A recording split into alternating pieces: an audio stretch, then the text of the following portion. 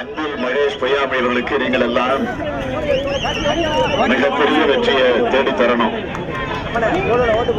நான் காலையில வந்தோடனே கேள்விப்பட்டேன்.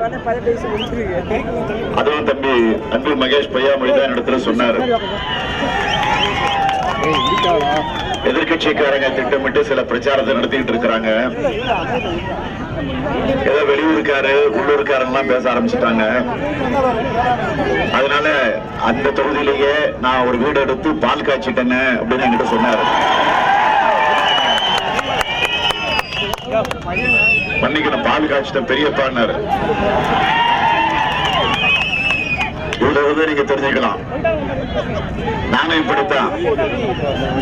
ஏன் நமக்கு நாமே பயணத்தின் போது நான் பல இடத்துல சொன்னேன், இனிமே மக்களுடைய பிரதிநிதிகளை தேடி மக்கள் தேடி போகக்கூடாது, மக்களை தேடி மக்கள் பிரதிநிதிகள் வரணும். அதுதான் திமுகவுடைய கொள்கையாக இனிமே இருக்கும்.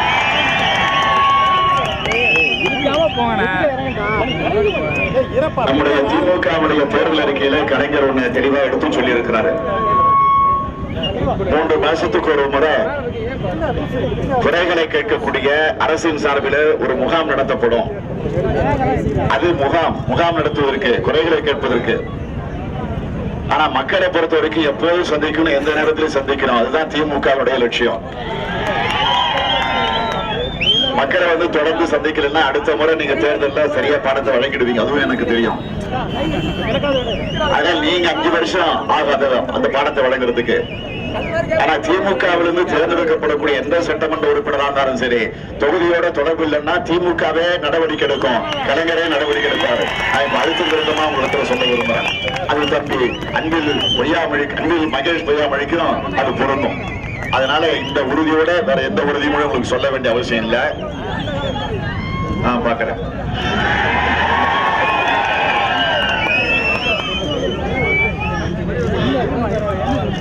இந்த திருச்சி சொன்னாவே நமக்கு ஞாபகத்துக்கு வர்றது கட்சியை பொறுத்த வரைக்கும் இல்ல, பொதுவா பொதுமக்களை பொறுத்த வரைக்கும் திருச்சி மாவட்டத்துக்கு ஞாபகத்துக்கு வர்றது அன்பில் என்கிற பெயர் நினைவில் வராமல் இருக்கவே வாய்ப்பில்லை. அந்த அன்பிலுடைய பேரன் தான் உங்களுக்கே நல்லா தெரியும். அன்பிலுடைய வாரிசாக விளங்கிய என்னுடைய ஆரோக்கிய நண்பர் அன்பில் பொய்யாமொழி எனக்கு எந்த அளவுக்கு பக்கபலமாக துணையாக இருந்தார். நல்லது கெட்டது எந்த காரியமா இருந்தாலும் கழக தோழர்களுக்கும் எனக்கும் ஒரு பாலமாகவே விளங்கினார் என்னுடைய ஆரோக்கிய நண்பர் அன்பில் பொய்யாமொழி. இன்னைக்கு நான் நினைச்சு பார்க்கிறேன், தேர்தல்னா மட்டும் இல்ல, எந்த நேரத்துல எங்க நம்ம வெளியூருக்கு போனாலும், எந்த சுற்றுப்பயணத்துக்கு போனாலும் என்னோடு எப்படி அன்பில் அவர்கள் தலைவர் கலைஞருக்கு துணையாக இருந்தாரோ அது மாதிரி அன்பில் பொய்யாமொழி எனக்கு துணையாக இருந்தவர். அவரும் நம்மை விட்டு மறைந்து விட்டார். இப்ப அன்பிலுடைய பெயரை, அன்பில் பொய்யாமொழியுடைய பெயரை நிலைநாட்டக்கூடிய வகையிலே தான் நம்முடைய அன்பில் மகேஷ் பொய்யாமொழி அவர்களை இன்றைக்கு தலைவர் கலைஞர் அவர்கள் வேட்பாளராக தேர்ந்தெடுத்து உங்களிடத்துல ஒப்படைச்சிருக்கிறார். ஆக ஒப்படைக்கப்பட்டிருக்கக்கூடிய நம்முடைய வேட்பாளர் அன்பில் மகேஷ் பொய்யாமொழிய நீங்கெல்லாம் உதயசூரிய சின்னத்தில் ஆதரவு தந்து சிறப்பானது ஒரு வெற்றியை தேடி தரணும். செய்வீங்களா? நிச்சயமா, உறுதியா, சத்தியமா, சத்தம் மட்டும் சொல்லுங்க. நன்றி. இந்த திருவண்ணாமலை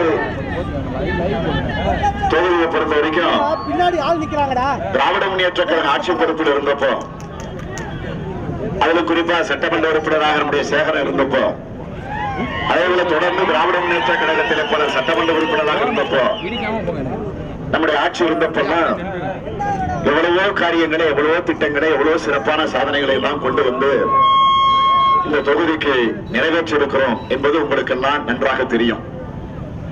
அதுல சிலவற்றை மாத்திரம் நான் உங்களிடத்துல குறிப்பிட்டு சொல்ல விரும்புறேன். திருவெரும்பூர் புதிய தாலுகாவாக அறிவிக்கப்பட்டது திமுக ஆட்சி காலத்தில்தான்.